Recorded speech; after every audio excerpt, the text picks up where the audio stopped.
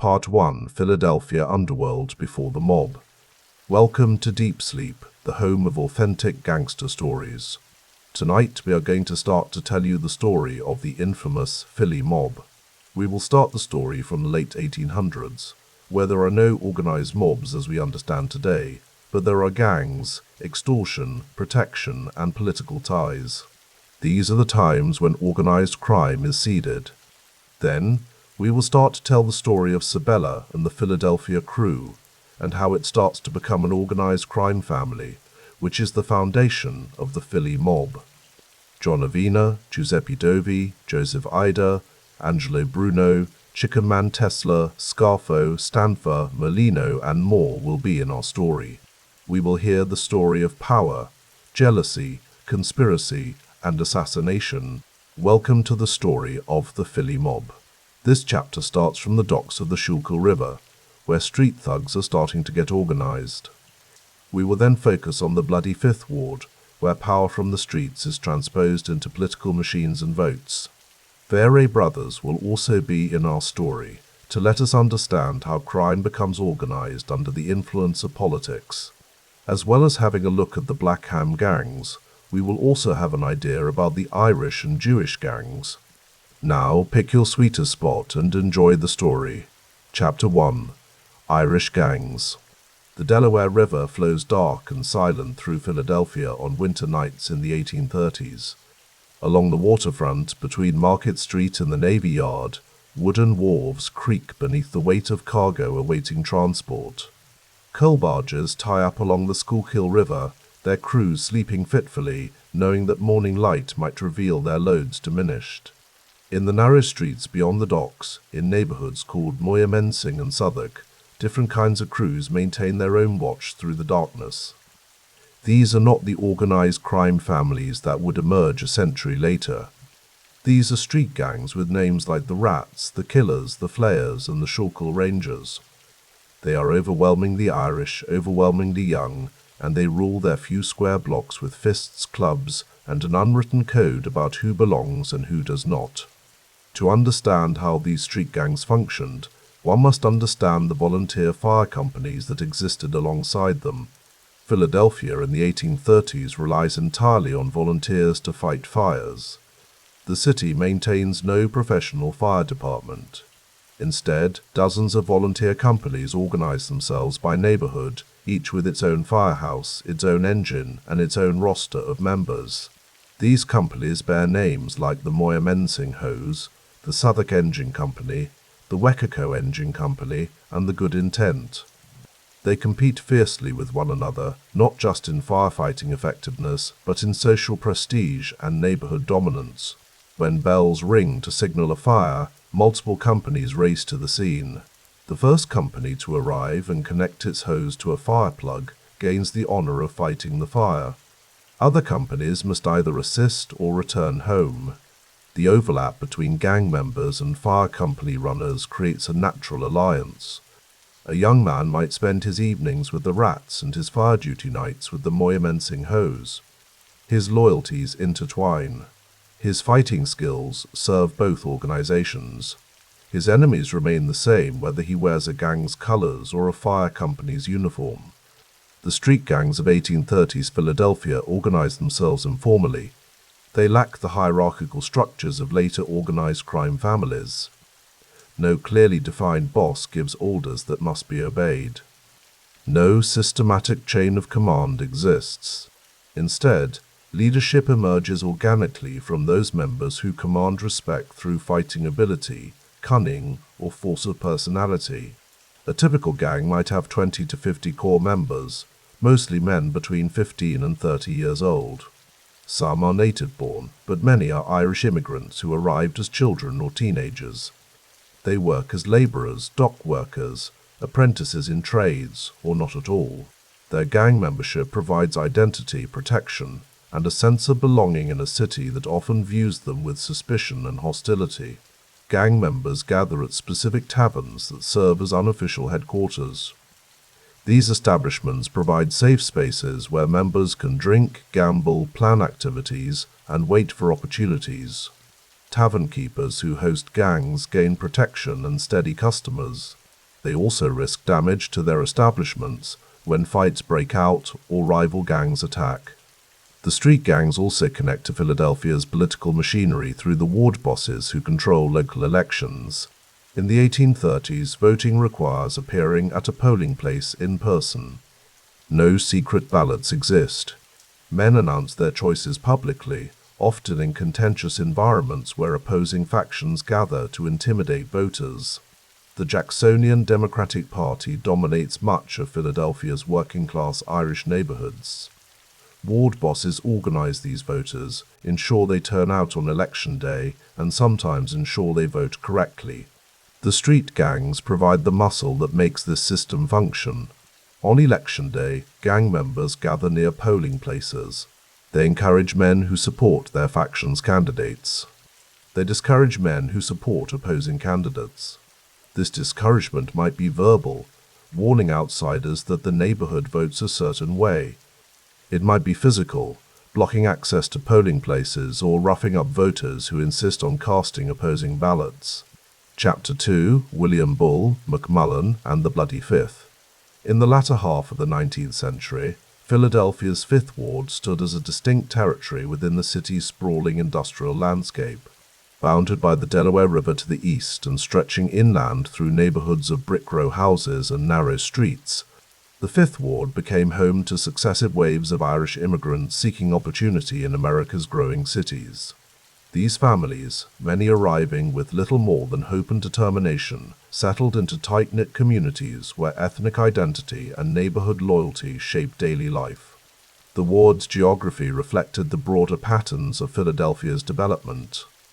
Close to the river docks where commerce flowed in and out of the city, the Fifth Ward offered employment in shipping, manufacturing, and the countless small businesses that served the working population. Taverns lined the commercial streets. Churches became centers of community life. And in this densely populated urban environment, political power became intertwined with ethnic organization and neighborhood control. Into this world stepped William McMullen, a figure whose influence would define the character of the Fifth Ward for decades. Known universally as Bull McMullen, he understood instinctively that political power in immigrant neighborhoods flowed not from abstract ideals, but from practical services and personal loyalty.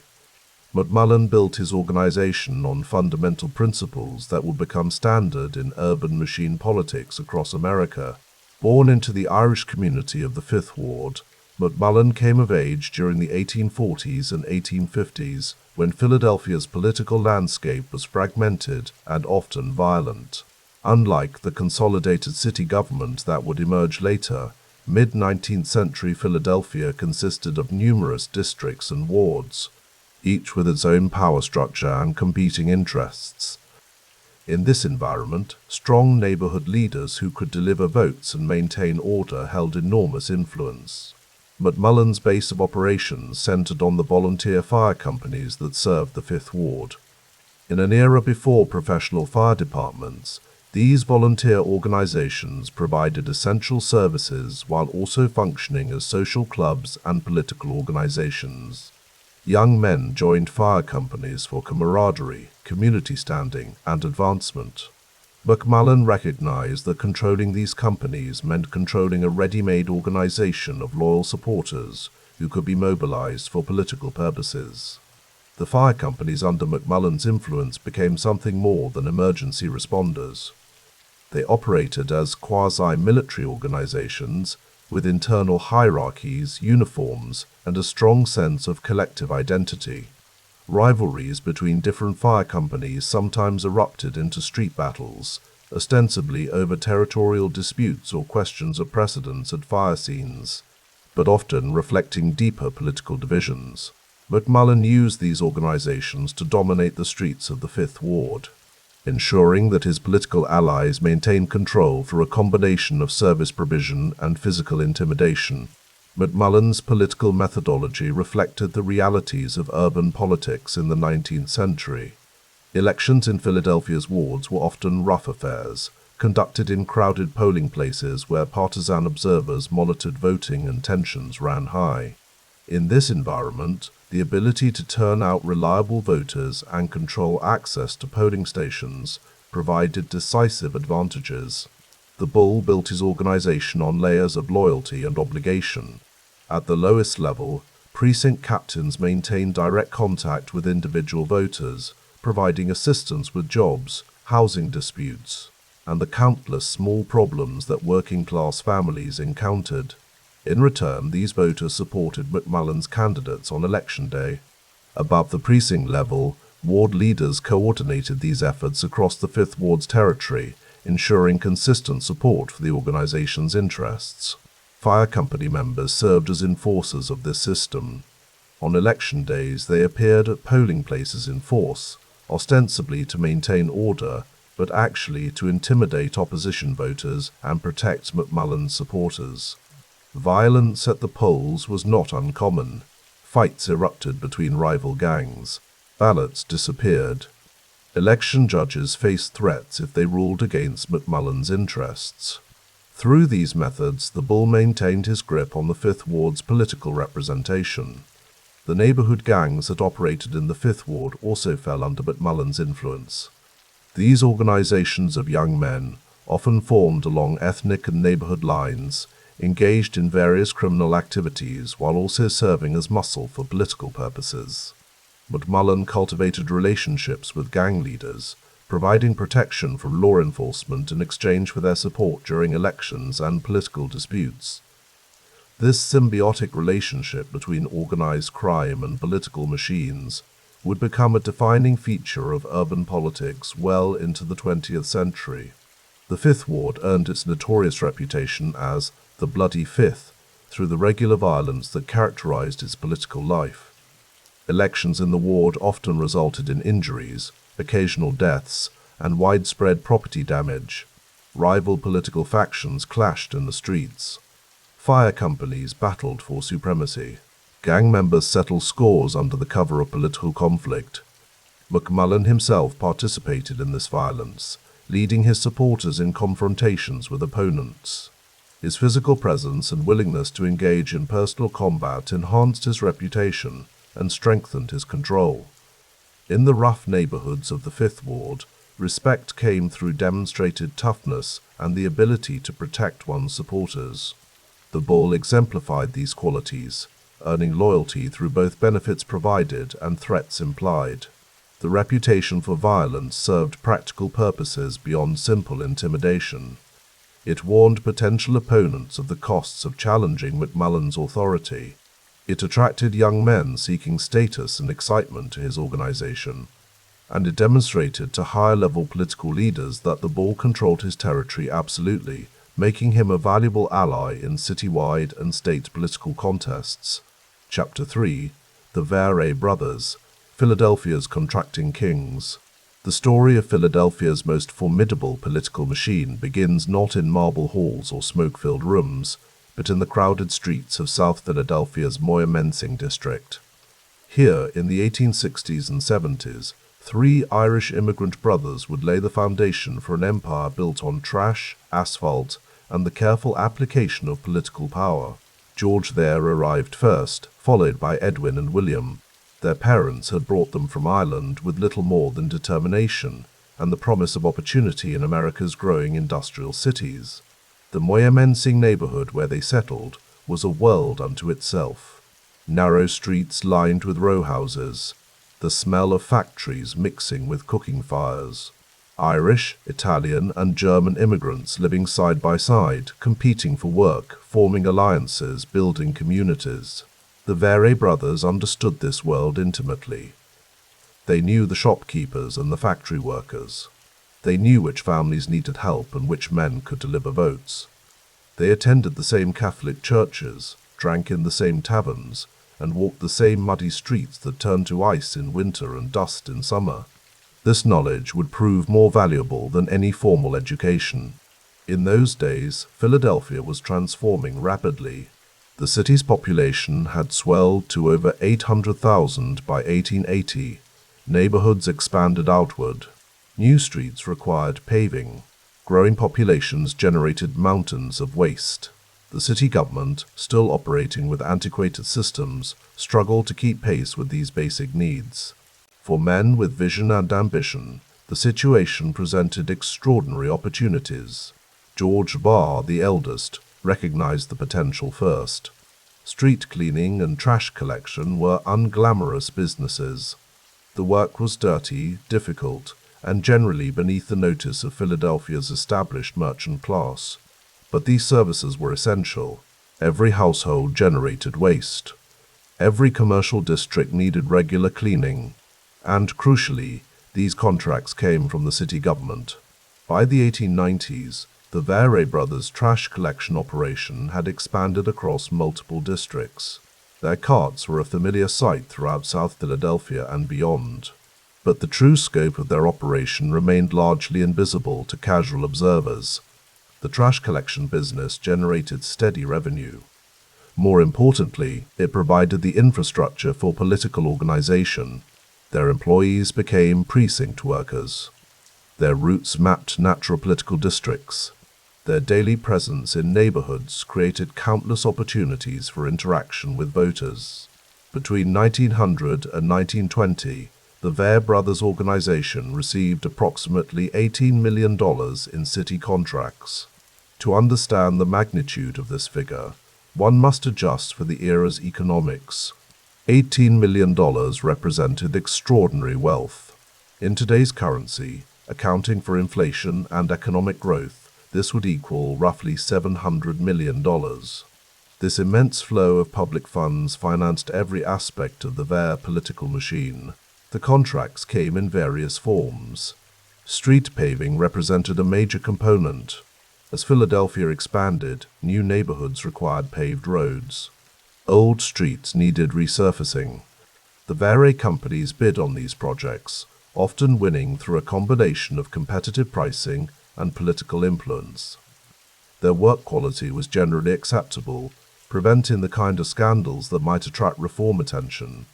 They completed projects reasonably on schedule, maintaining their reputation with city engineers. Trash collection contracts provided steady, recurring revenue. Unlike one-time construction projects, these agreements continued year after year. The Vare organization serviced entire districts, employing hundreds of workers who collected waste from homes and businesses.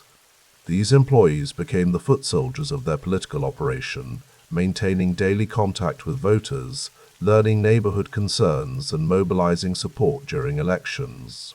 Street cleaning represented another major revenue stream. Philadelphia's streets required constant maintenance. Horse-drawn traffic created substantial waste. Commercial districts generated debris. Residential areas needed regular sweeping. The city awarded cleaning contracts district by district. The Vares competed aggressively for these agreements, eventually controlling cleaning operations across much of the city. The brothers developed an innovative approach to organizing these contracts. They divided the city into what they called contractor blocks. These weren't official designations, but rather the Vares' internal method of managing their political business empire. Each block corresponded to specific geographic areas. Each had its own manager, its own work crews, and its own political captain. This block system created remarkable efficiency. When city officials needed to communicate about service issues, they had clear contacts for each area. When political organizing was required, the structure was already in place.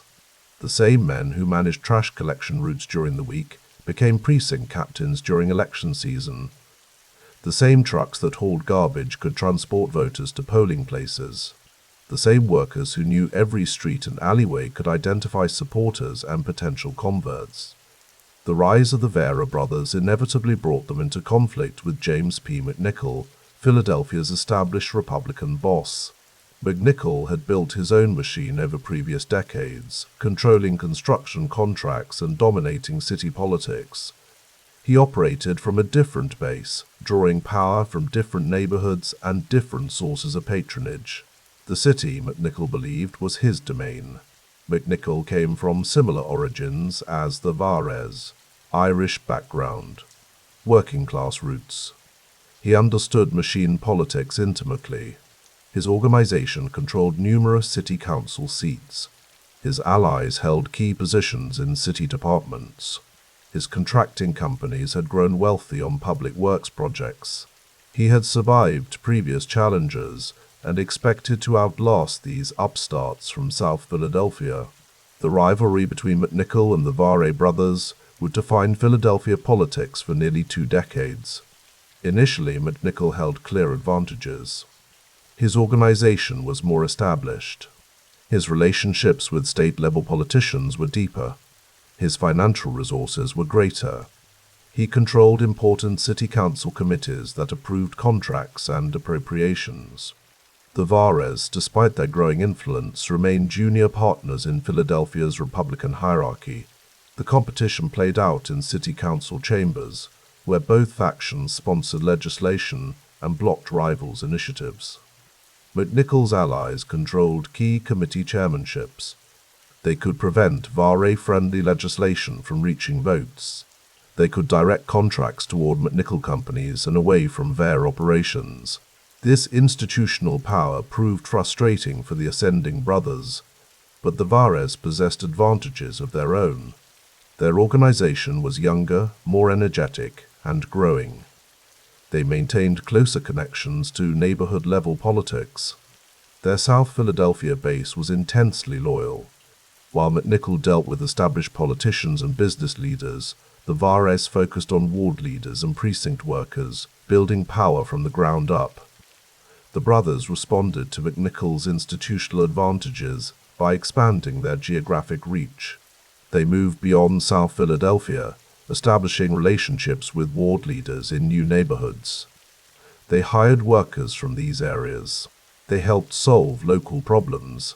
They provided the same services that had built their South Philadelphia base. Gradually, their influence spread across the city. Political power in early 20th century Philadelphia ultimately rested on the ability to deliver votes. The Vares understood this fundamental truth and built an organization designed specifically for electoral mobilization. Their approach was neither subtle nor particularly ideological. It was direct, personal, and remarkably effective. The foundation of their election operation was the contractor-employee base. Hundreds of men worked for their companies collecting trash, paving streets, and cleaning public spaces. These workers understood clearly that their employment depended on the Vares maintaining political power. When election season approached, these same workers became campaign volunteers. They distributed literature. They canvassed neighborhoods. They identified supporters and ensured they reached polling places. But the Vares recognized that employee mobilization alone wouldn't secure victory in contested elections. They needed muscle, particularly in rough neighborhoods where opponents might attempt voter intimidation or fraud. This need led them to develop relationships with the Irish gangs that controlled various South Philadelphia districts. These gangs had their own territorial control and their own sources of income. They weren't simply hired thugs, but rather organized groups with established leadership and neighborhood roots. The Vares approached these gangs with proposition based on mutual interest: protection of polling places on election day, assistance in discouraging opposition voters, help maintaining order in neighborhoods where the Vares had interests. In exchange, the gangs received protection from excessive police interference with their operations and occasional assistance with legal problems. The relationship remained carefully bounded. The Vares didn't involve themselves directly in criminal enterprises beyond what was necessary for election purposes. They maintained distance sufficient to preserve their legitimacy with respectable voters and city officials. But everyone involved understood the arrangement. On election day, Irish toughs would be present at key polling places, ensuring that Vare supporters could vote without interference and that opposition supporters might find the experience less welcoming. As Italian immigration to Philadelphia increased in the early 1900s, the city's demographic landscape shifted. South Philadelphia, long dominated by Irish residents, saw growing Italian neighborhoods. These new immigrants brought their own community structures, their own leaders, and eventually their own criminal organizations. The Vares, always attentive to neighborhood dynamics, recognized the need to adapt their organization to these changing realities. William Vare took the lead in building connections with Italian communities. He learned basic Italian phrases. He attended Italian festivals and celebrations. He sponsored Italian athletic clubs and social organizations. He ensured that Vare companies hired Italian workers. This outreach was both politically astute and practically necessary. The growing Italian population represented thousands of potential voters who could swing elections in key districts. The Italian criminal element in Philadelphia differed from the Irish gangs the Vares had worked with previously. Italian organized crime was evolving its own structures, influenced by traditions from Sicily and southern Italy. These groups controlled their own territories, operated their own rackets, and maintained their own codes of conduct. They weren't simply available for hire, but required more nuanced relationships. The Vares approached Italian criminal leaders with respect for their independence and power. They proposed arrangements similar to those with Irish gangs, but adapted to Italian organizational structures. The Italian groups would provide muscle during elections, protecting polling places in Italian neighborhoods, and mobilizing Italian voters. In exchange, the Vares would use their political influence to moderate police pressure on Italian operations and occasionally assist with legal issues. This expansion of the Vare election army proved crucial as competition with the McNichol machine intensified. McNichol had his own connections to rough elements in different neighborhoods. Elections became increasingly physical contests, with both sides deploying toughs to intimidate opponents and protect supporters. The Vares' ability to mobilize both Irish and Italian muscle gave them advantages in contested districts. The incorporation of Italian elements into the Vare organization represented more than simple election tactics.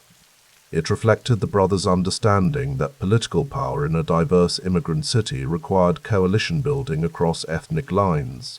They couldn't rely solely on Irish support. They needed Italian votes, Italian workers, and Italian muscle. By creating space for Italian participation in their machine, the Vares ensured their organization could adapt to Philadelphia's changing demographics. Chapter 4: The Blackhand Network, Philadelphia's first shadow of organized crime.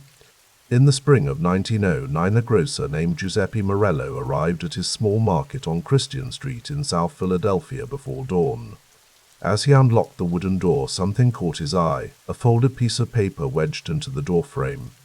His hands trembled as he unfolded it. Drawn at the bottom in thick black ink was the symbol he had heard about in whispered conversations, a crude hand, palm facing outward, fingers spread wide. The letter was brief.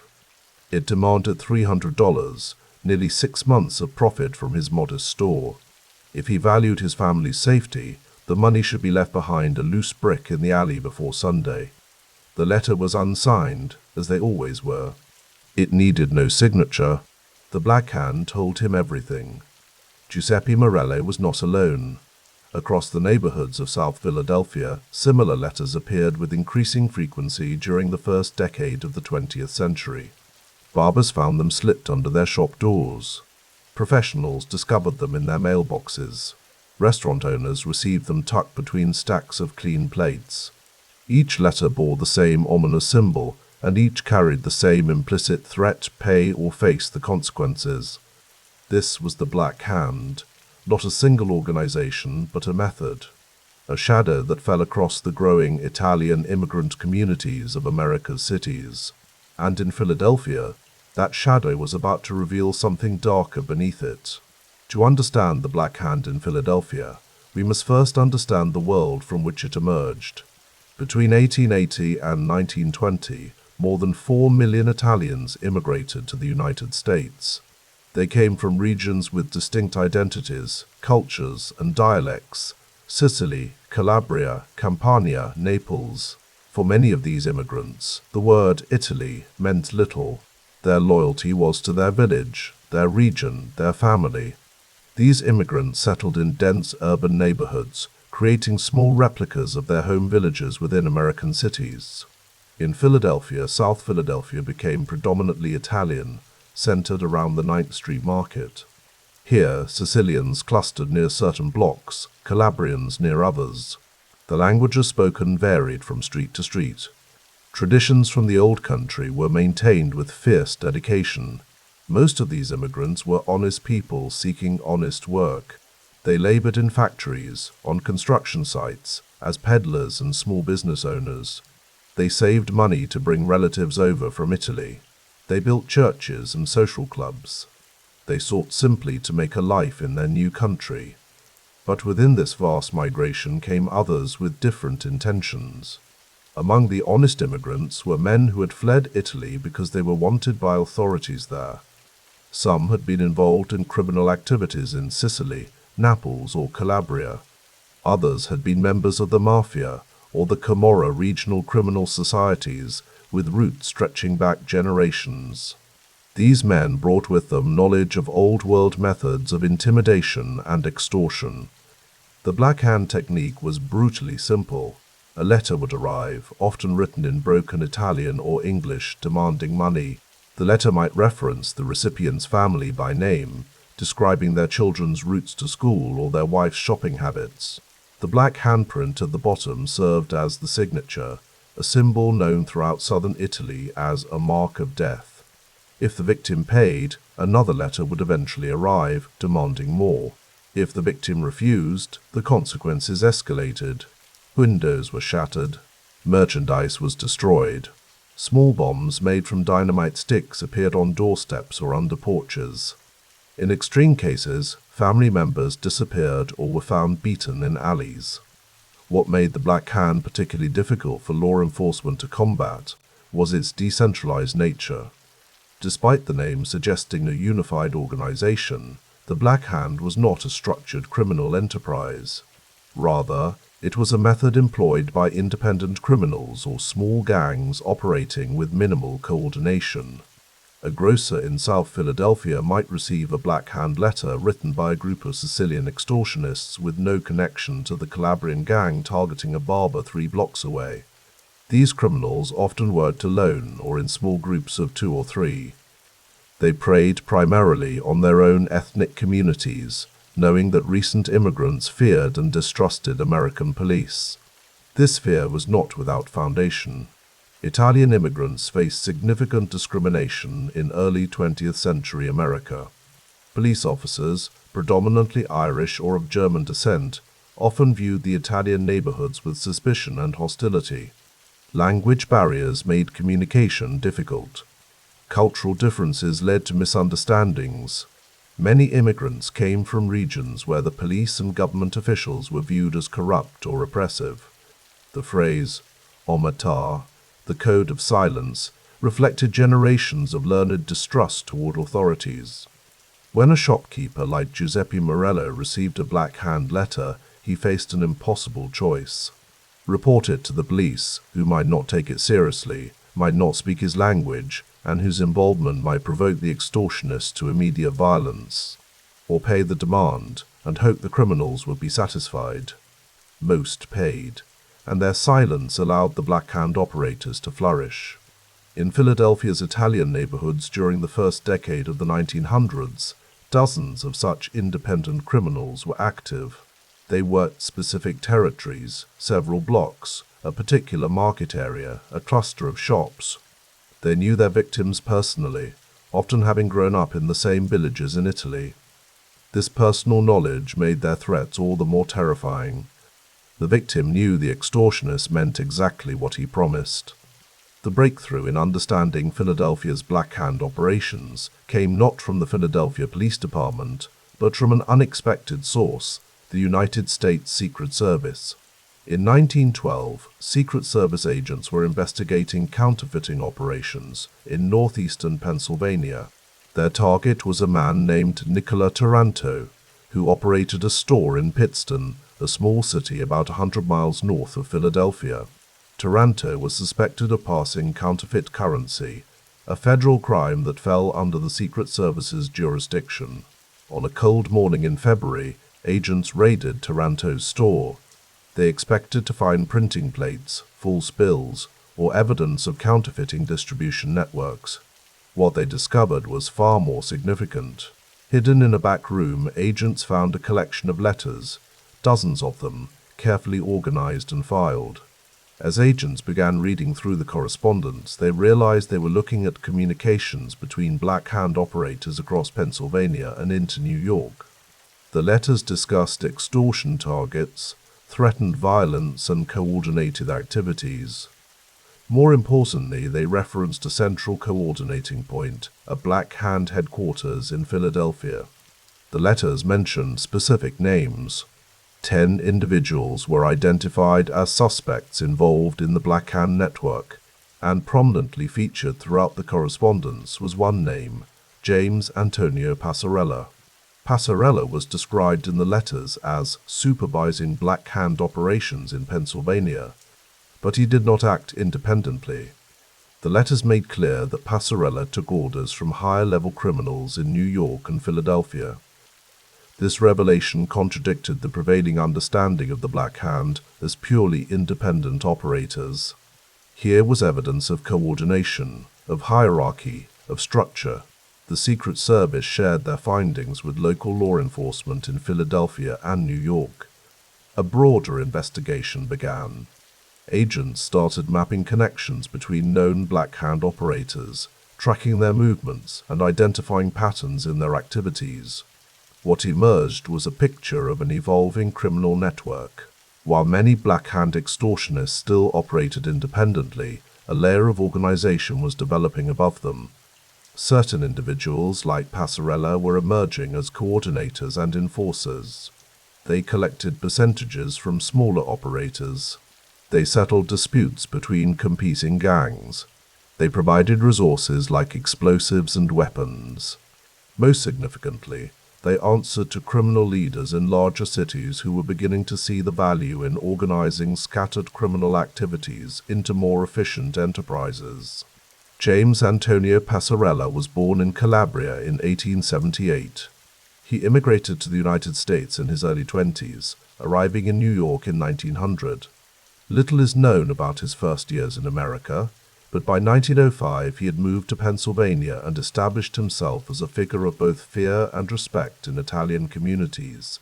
Passarella earned the title Bandit King, a designation that spoke to his role in coordinating criminal activities across a wide territory. Unlike the small-time extortionists who terrorized individual shopkeepers, Passarella operated on a larger scale. He oversaw multiple crews of criminals. He managed distribution of resources. He enforced discipline among the scattered Blackhand operators who fell under his influence. According to the letters discovered in the Pittston raid, Passarella traveled regularly between Pennsylvania cities and Philadelphia. He met with criminal associates in private homes and social clubs. He collected payments from various extortion operations. Most tellingly, the letters indicated that Passarella himself reported to criminal authorities in New York and Philadelphia men, whose names appeared in the correspondence only as initials or coded references. This hierarchical structure represented something new in Italian-American organized crime. The traditional Mafia families in Sicily operated with clear structures, a boss, underbosses, and soldiers. The Blackhand, as it initially appeared in America, lacked such organization, but criminals like Passarella were building bridges between the old chaotic model and a new, more structured approach. Passarella's coordination extended beyond simple extortion. The investigation revealed his involvement in counterfeiting, which explained the Secret Service's interest. He was connected to labor racketeering in Pennsylvania's coal regions. He had ties to illegal gambling operations. He was, in essence, a prototype of what would later be called a crime boss, a coordinator of diverse criminal enterprises. Among the most disturbing revelations of the investigation was the discovery of how Blackhand operators obtained explosives for their bombing campaigns. When victims refused to pay extortion demands, the escalation often involved explosives. Small bombs would be placed under porches, against door frames, or in the entryways of targeted businesses. These devices were crude but effective, designed more to terrorize than to kill, though deaths did occasionally occur. For years, law enforcement had puzzled over how scattered Blackhand extortionists consistently obtained dynamite. The material was regulated and tracked, primarily used in mining and construction. Yet Blackhand bombings occurred with disturbing frequency across northeastern cities. The investigation into Passarella's network revealed the supply chain. Dynamite was being manufactured in the Philadelphia area, then shipped by express delivery to various Pennsylvania cities. The operation was sophisticated, using legitimate shipping companies and forged documentation to move explosives interstate.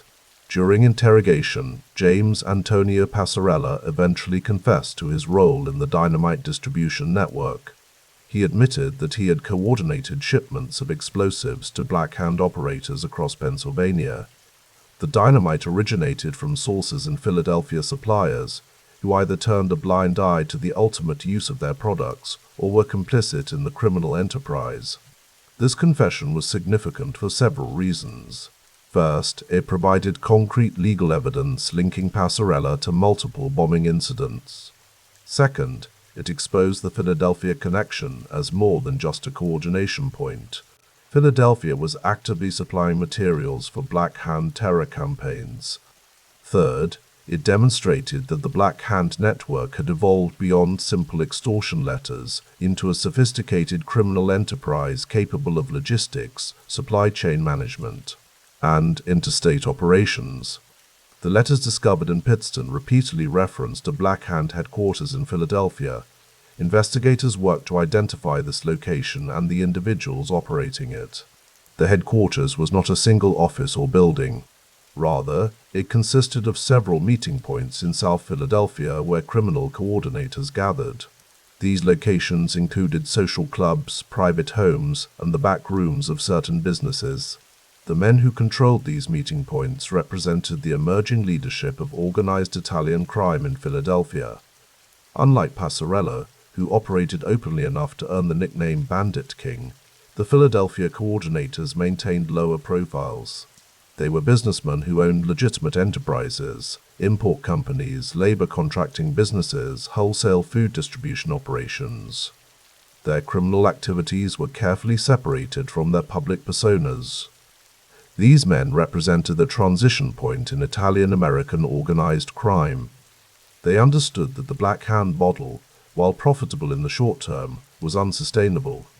The random violence and lack of organization drew law enforcement attention. The preying on poor immigrants in their own community was both morally problematic and economically limiting. The independent operators competed with each other, creating inefficiency and conflict. What was needed, these emerging leaders recognized, was structure. They began imposing order on the chaos. Independent Blackhand operators were brought under supervision. Territories were defined to reduce conflicts.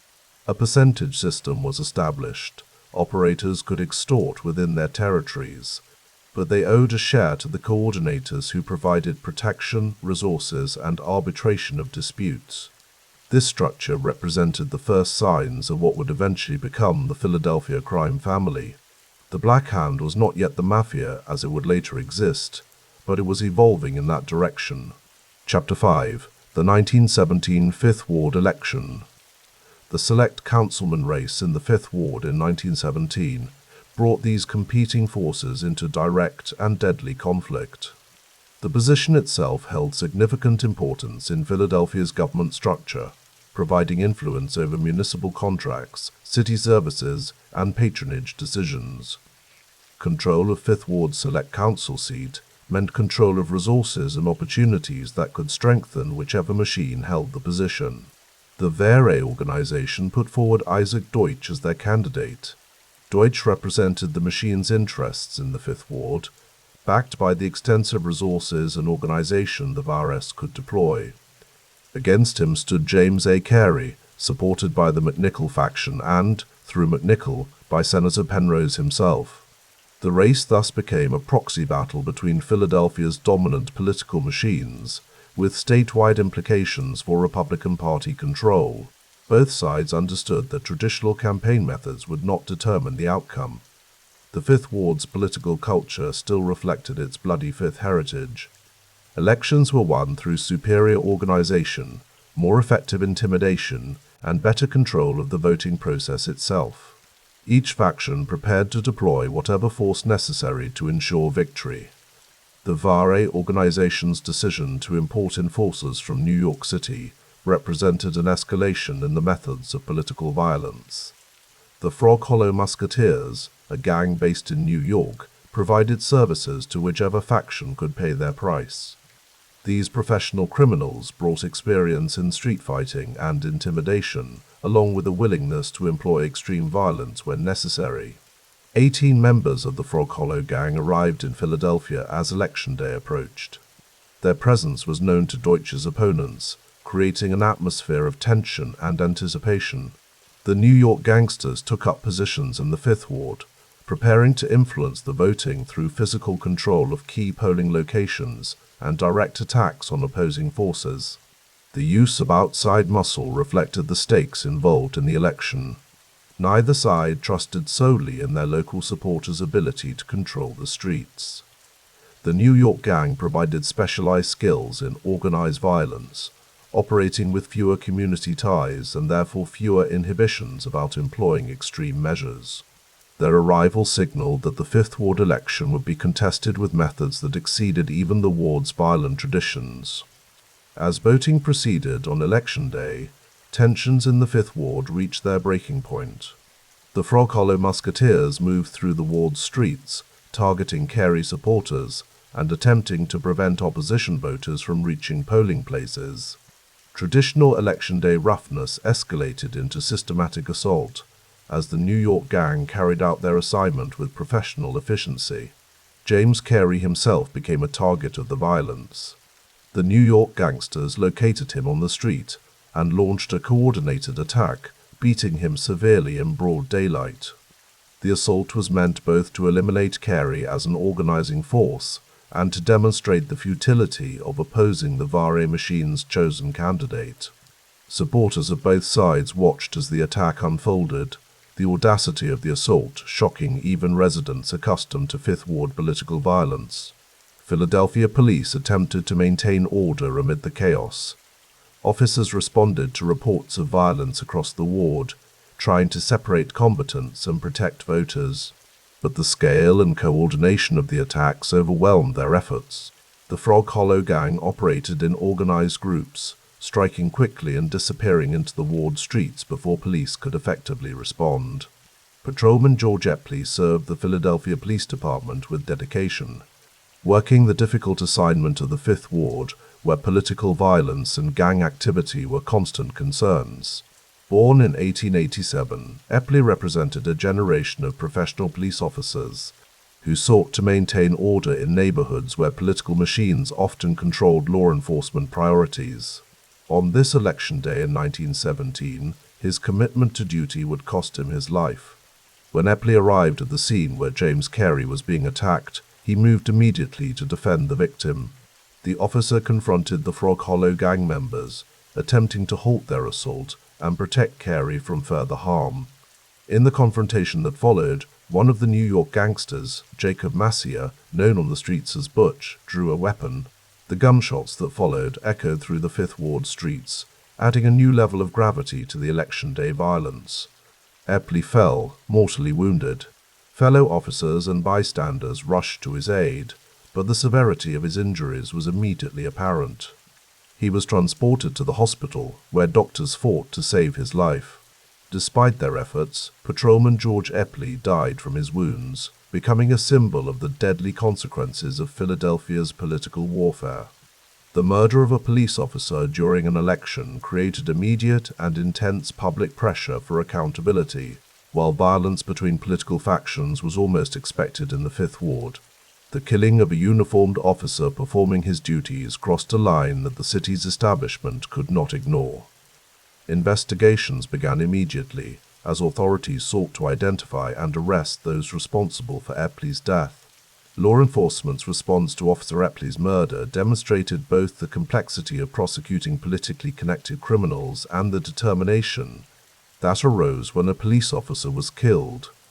Investigators identified Jacob Mafia as the shooter, along with his accomplices in the Frog Hollow gang. The New York gangsters were arrested, along with several individuals connected to the Deutsche campaign and the Vare organization.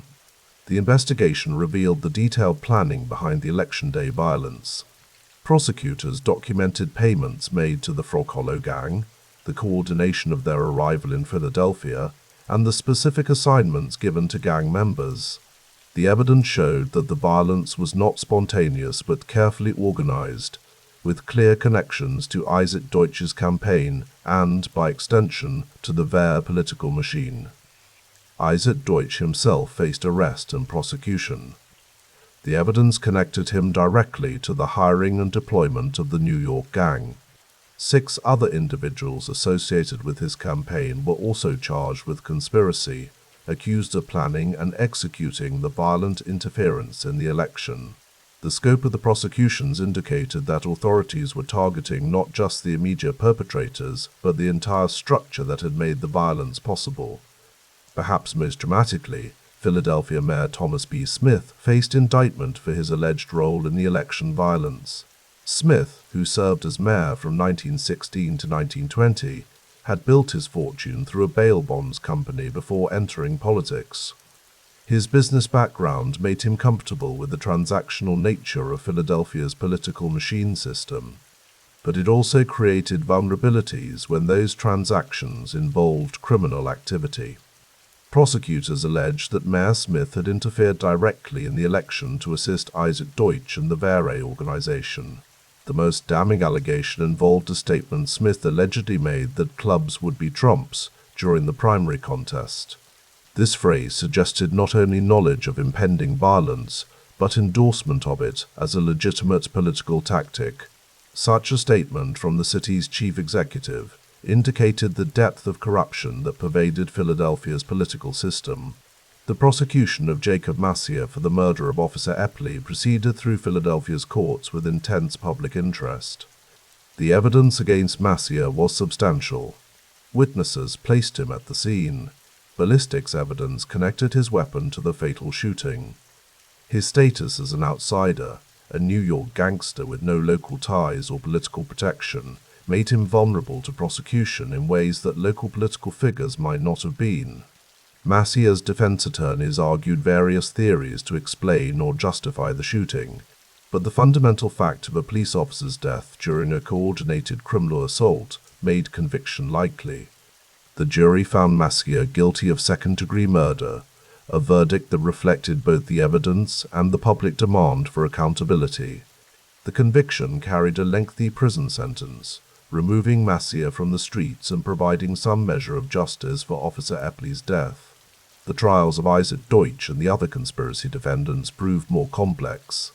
Defense attorneys worked to separate their clients from the direct violence, arguing that hiring campaign workers, even rough ones, did not constitute conspiracy to murder. They sought to portray the election day violence as spontaneous rather than planned, minimizing their clients' culpability. The political connections of the defendants also provided resources for their defense, with skilled attorneys and potential influence over witnesses and even jurors. Despite these advantages, the prosecution's evidence proved compelling. The paper trail documenting payments to the Frog Hollow gang, combined with witness testimony about planning meetings and specific instructions, demonstrated clear conspiracy. The jury found Deutsch and 6 of his associates guilty of conspiracy charges. The convictions resulted in prison sentences for individuals who had expected their political connections to provide immunity from prosecution. The trial of Mayor Thomas B. Smith attracted the most intense public scrutiny.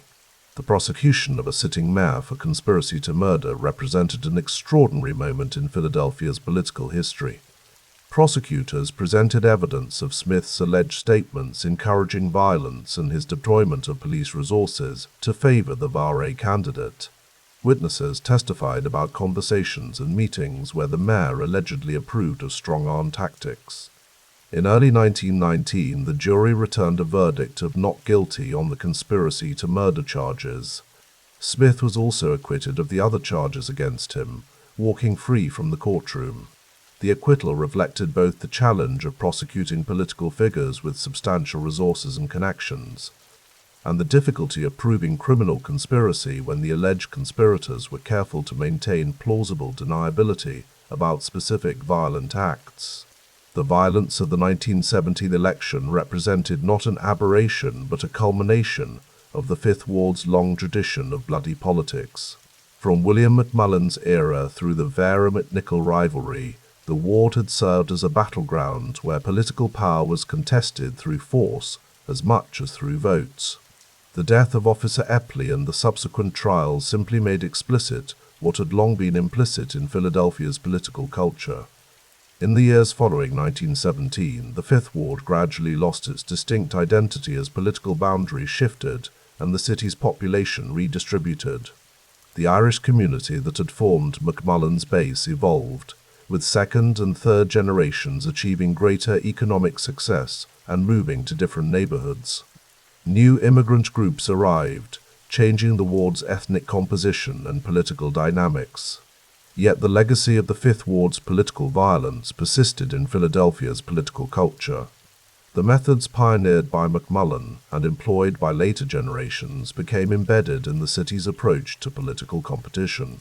The use of street organizations for political purposes, the tolerance of violence during elections, and the complex relationships between political machines and criminal elements all continued to shape Philadelphia politics well into the 20th century. Chapter 6: Gambling in Early Philadelphia, Rise of Max Hoff. Around 1913, tensions began to surface in Kensington, one of Philadelphia's most densely populated industrial neighborhoods. Italian collectors, representing emerging Italian-American interests, approached Irish saloon keepers with proposals for profit-sharing arrangements. These proposals were not well received. The saloon, in working-class Philadelphia, represented more than simply a place to drink. It functioned as a social center, an informal employment office, a political meeting hall, and frequently a venue for small-stakes gambling. Irish saloon keepers had cultivated these establishments over decades, building customer loyalty and political connections. They viewed Italian attempts to enter the gambling business as unwelcome intrusions. The exact nature of the clashes in Kensington remains somewhat unclear in historical records. What is known is that Italian collectors faced resistance when they attempted to establish arrangements similar to those the Irish ward bosses maintained in other districts. Heated confrontations occurred. Property was damaged. Threats were exchanged. These incidents, while not extensively documented in official records, represented an important shift in Philadelphia's criminal landscape. The Italian community, growing in size and confidence, was beginning to assert itself beyond its established neighborhoods. The saloon confrontations in Kensington were early manifestations of what would become a broader contest for control of gambling operations throughout the city. The Irish held advantages, political connections, established relationships with police officers, and decades of experience in managing gambling operations. But the Italians brought their own strengths: tight family networks, a growing population base, and organizational structures imported from southern Italy. For the moment, open conflict was avoided. The disputes in Kensington did not escalate into the kind of violence that would attract newspaper attention or prompt police investigations. Both sides seemed to recognize that peaceful coexistence served their mutual interests better than warfare. The Irish maintained control of established gambling territories, while the Italians began developing their own operations in predominantly Italian neighborhoods. But even as Irish and Italian interests navigated their uneasy accommodation, a different force was emerging in Philadelphia's gambling world. Max "Boo Boo" Hoff was not Irish. He was not Italian. He was a Russian Jewish immigrant who understood gambling with a mathematical precision that bordered on genius. Born Hoff Max in South Philadelphia's Russian Jewish community, he had grown up in the shadow of the Navy Yard, learning street economics before he learned to read English properly. As the second decade of the 20th century unfolded, Philadelphia's appetite for gambling grew alongside its industrial expansion. The city's working class, flush with factory wages on Friday nights, sought entertainment and the possibility of quick fortune. Into this demand stepped a collection of entrepreneurs who would transform simple card games into organized criminal enterprises. The Tenderloin district, stretching along the southern edge of Center City, became Philadelphia's premier gambling corridor. Between 11th and Broad Streets, in the shadows of legitimate theaters and respectable hotels, gambling dens operated with barely concealed openness. These establishments ranged from modest back rooms to elaborate halls featuring multiple gaming tables and private chambers for high-stakes players. The Irish ward bosses, firmly entrenched in their political domains, controlled access to these operations. A saloon keeper who wished to host a craps game in his back room first needed to reach an understanding with the local political organization. The arrangement was straightforward. A percentage of the evening's take would flow upward through the ward structure. In exchange, police officers on the beat would develop a remarkable inability to hear the distinctive rattle of dice or the shuffle of cards. These ward bosses did not operate the games themselves. Rather, they functioned as a licensing authority, collecting what amounted to unofficial taxes on gambling operations. The actual games were run by professional gamblers and their crews, men who understood the mathematics of chance and the psychology of players seeking to beat those odds. Craps games flourished in basement rooms and converted storage spaces. The game, brought north by African-American migrants from the South, found an enthusiastic audience among Philadelphia's diverse working population. A craps table required minimal investment, felt cloth, a pair of dice, and a wall to roll against. The simplicity of equipment made the games portable and easy to relocate when necessary. Card rooms offered a different atmosphere. Poker tables drew a more patient clientele, men willing to spend entire evenings in pursuit of a winning hand. These rooms often featured professional dealers, house rules clearly posted, and a more controlled environment than the chaotic energy of a craps game. The card rooms attracted both neighborhood regulars and visiting gamblers from other cities. The revenue flowing from these operations was substantial. A successful gambling den in the Tenderloin might handle thousands of dollars on a busy weekend night. The ward bosses collected their percentages with methodical regularity. The money helped fund political campaigns, provided salaries for political workers, and enriched those at the top of the organization. But the Irish monopoly on gambling operations would not go unchallenged indefinitely. By 1917, Hoff had accumulated enough capital and connections to make an ambitious move. He opened a gambling hall in Society Hill, a neighborhood that bordered both the Irish-controlled Tenderloin and the emerging Italian districts to the south. The location was deliberate, accessible to gamblers from multiple communities while not directly challenging the established territories of either the Irish or Italian operators. Hoff's establishment on Society Hill offered a ground-floor pool room where neighborhood men gathered for billiards and conversation. The pool room generated modest revenue and served as a legitimate front for the business. But the real money was made upstairs, where dice games ran throughout the night. The upstairs gaming rooms at Hoff's Hall were more sophisticated than typical gambling dens. Hoff invested in quality furnishings, proper lighting, and the professional atmosphere. He hired experienced dealers and maintained strict rules about behavior. Fights were not tolerated. Cheating resulted in permanent banishment. Debts were expected to be honored. Hoff's approach to the gambling business differed from the ward boss model. He was not interested in political power or neighborhood control. He focused purely on profit. His games were scrupulously honest by gambling standards. The house percentage was clearly established, the dice were not loaded, the dealers did not cheat. Hoff understood that reputation for fair games would attract steady customers more reliably than short-term manipulation. His Jewish background gave Hoff a certain independence from both Irish and Italian power structures. He had his own community connections, his own sources of protection, his own business relationships. The Irish ward bosses could not pressure him through political channels as easily as they might pressure an Irish operator. The Italian families, still developing their organizational structures, had no particular claim to his territory or operations. Hoff also demonstrated a talent for navigating law enforcement. He maintained cordial relationships with police officers, making regular contributions to police benevolent associations and sponsoring local athletic teams. When raids occasionally occurred, Hoff received sufficient warning to temporarily suspend operations and secure any incriminating evidence. His arrests were infrequent, and convictions were nearly non-existent.